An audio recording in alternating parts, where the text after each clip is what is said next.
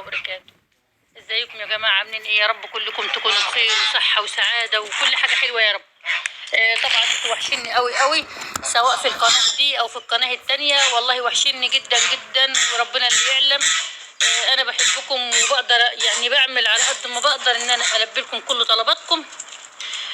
طبعا يا جماعه يعني فيه ناس متابعاني هنا في القناه دي ومش متابعاني في القناه التانية، فاللي عاوز يعرف معلومات اكتر، لان طبعا انتوا عارفين القناه الثانيه كبيره والمعلومات فيها اكتر، فاللي عاوز يعرف معلومات اكتر عن الطيور وعن كل مشاكل الطيور وعن الانفلونزا، لان الايام دي بقدم وصفات جميله جدا جدا وان شاء الله هتفيدكم قوي زي ما فايده الناس اللي في القناه الثانيه بتاع مسامة الفيوميه، والناس بتشكر فيها قوي. ففضلا وليس امرا يعني ابحثي، مجرد هتكتبي بس مسمى الفيوميه دي، طبعا الملكه مسمى الفيوميه، انت مجرد هتكتبي مسمى الفيوميه بس هتظهر لك القناه، هتشوف عليها مجموعه فيديوهات جميله جدا جدا يا جماعه، وفادت الناس كلها الحمد لله في الايام دي طبعا. لان الايام دي اهم شيء فيها التحصينات اللي احنا بنعملها الايام دي، وانا يعني مقدسه نفسي برضو على اني اعمل تحصينات كتيره الايام دي الحمد لله، يعني بناء على طلبات الناس اللي موجوده معايا سواء هنا او هناك. بس انا عاوزاكم تشوفوا القناه الثانيه، وبرضو لمليون مره اللي عاوز دعم او عاوز مساعده او عاوز اي حاجه يفوت لي تعليق على اخر فيديو، وان شاء الله على اخر فيديو لي عند قناه مسامة الفيوميه، وان شاء الله باذن الله انا هدعمه باذن الله، وهعمل كل جهدي عشان يعني اقف معاه باللي اقدر عليه. طبعا فضلا وليس امرا، اللي لسه ما اشتركش في القناه دي يشترك يا جماعه، وما تنسوش اللايك، ما تنسوش اللايك، اهم شيء اللايك عشان يرفع الفيديو والكل يستفاد. اللايك مش عشان احنا، لا، عشان يرفع الفيديو، واي معلومه نقولها ان شاء الله الناس كلها هتستفاد منها.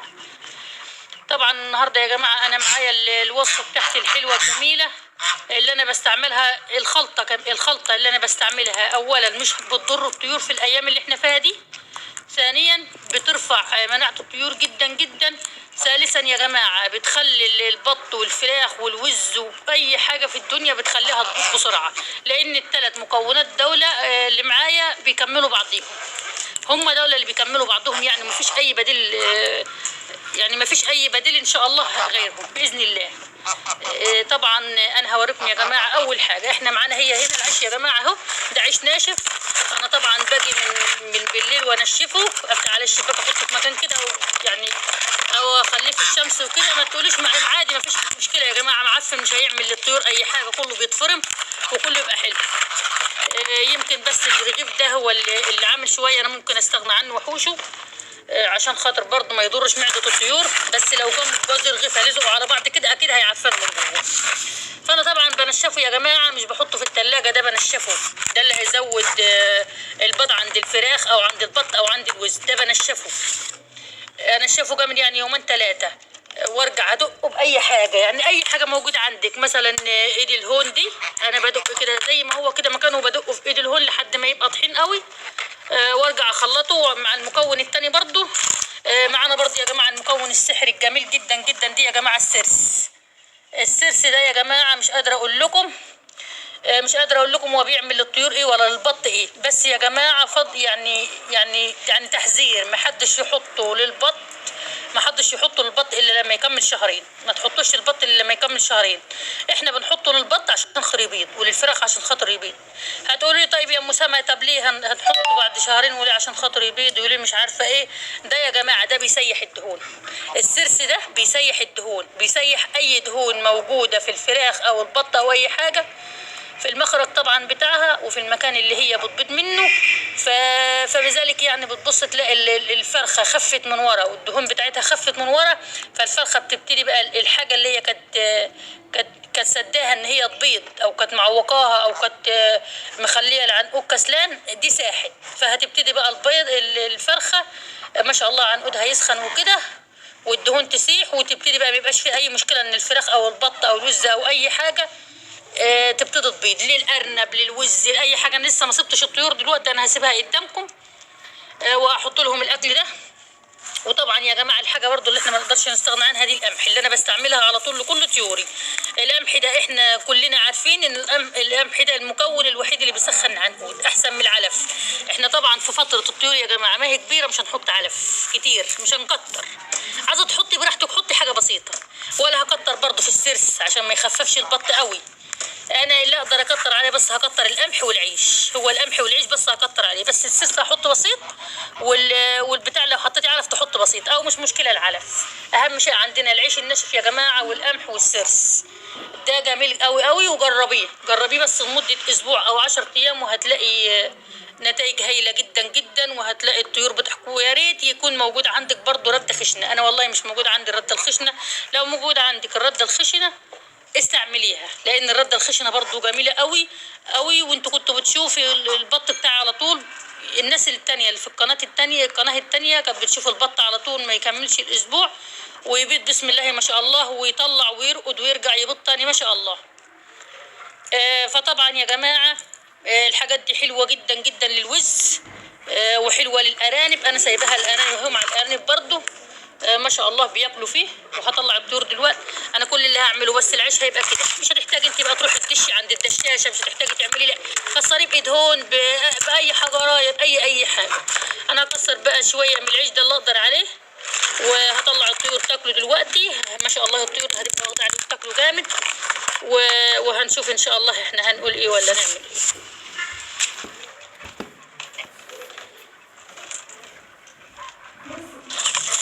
اهو يا جماعه، فانا حاولت بقى كده ايه، يعني مش مهم تكسريها قوي زي الطحين، لا احنا ما شاء الله الطيور معانا كبيره عادي بتاكلوا وتروح تشرب من الميه عادي.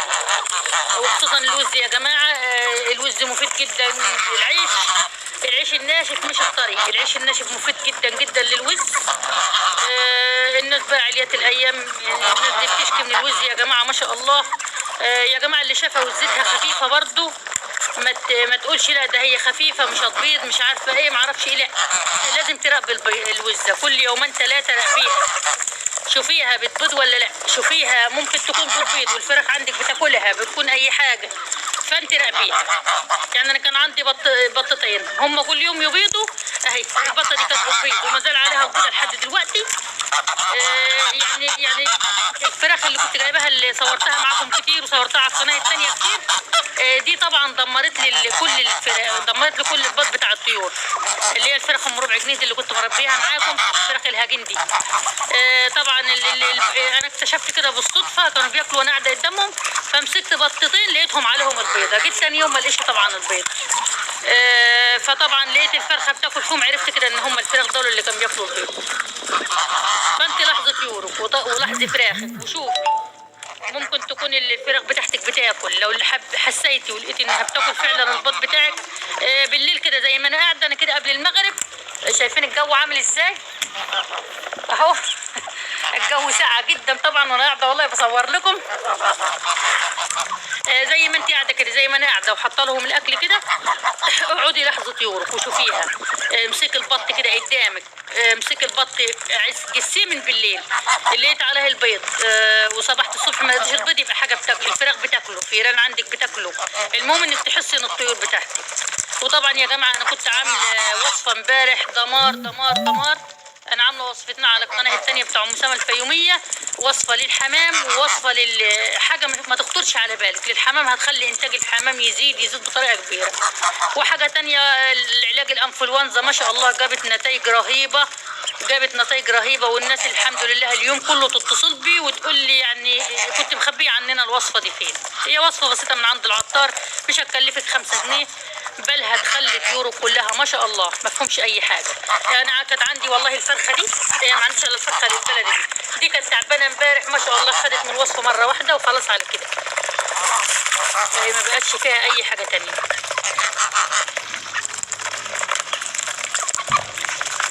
فبسم الله ما شاء الله يا جماعه العيش جميل قوي قوي وممتاز جدا جدا للطيور مع السرس هيزود لك الانتاج قوي، انتاج البيض قوي، هيخلي اي فراخ عندك. طبعا يا جماعه احنا من كتر العلف ومن كتر الحاجات اللي بنديها للطيور، الطيور بتربي دهون في المنطقه اللي هي بيبيضوا منها، فبتسد المكان اللي هي بتبيض منه، فبتبتدي الفرخه ايه تكسل وعنقودها ينشف وكده، فما بتبيضش، ما بتطول معاكي في البيض. كذلك برضو يا جماعه الارانب، طبعا الارانب برضو من كتر العلف وكده بيربي دهون على الرحم بتاعهم، فبيقعدوا فتره طويله ما بيولدوش ولا كده. فانت برضو خففي للطيور الكبير، خففي لهم العلف. فهي الخلطه دي بسم الله ما شاء الله هتوفر لك في العلف وتوفر لك مجهودك، وحلوه جدا برضو. مش هتضطر تحطي حاجات طريه، حاجات معجنه للطيور تعمل لهم مغص في بطنهم، تعمل لهم تخلي لهم يعني بكتيريا في بطنهم، ديدان معرفش ايه. لا، الخلطه دي جميله جدا، وانا والله الخلطه دي اللي ماشيه عليها على طول لطيوري، هي الخلطه دي اللي ماشيه عليها على طول لطيوري. بس يا جماعه انا زودت السرس، انا زودت السرس النهارده عشان خاطر اقول لكم عليه، يعني ان هو مفيد جدا جدا للطيور ما شاء الله. فخليكي بقى مع الوصفه دي، وربنا يصلح يا رب ما بين ايديكم، وان شاء الله اشوفكم في فيديوهات تانية. زي ما قلت لكم اللي عاوز اي طلب يروح لقناه يروح يا جماعه لقناه ام سما الفيوميه ويكتب لي على اخر تعليق، وان شاء الله باذن الله اي طلب، اي سؤال، اي وصف، اي حاجه هيلاقيها هناك باذن الله. وقفوا كده معانا لحد القناه دي ما تكبر برضو ونوصلها زي قناه ام سما الفيوميه وتفيد الناس، وما تنسوش اللايك. واشوفكم بقى في فيديوهات تانية، والسلام.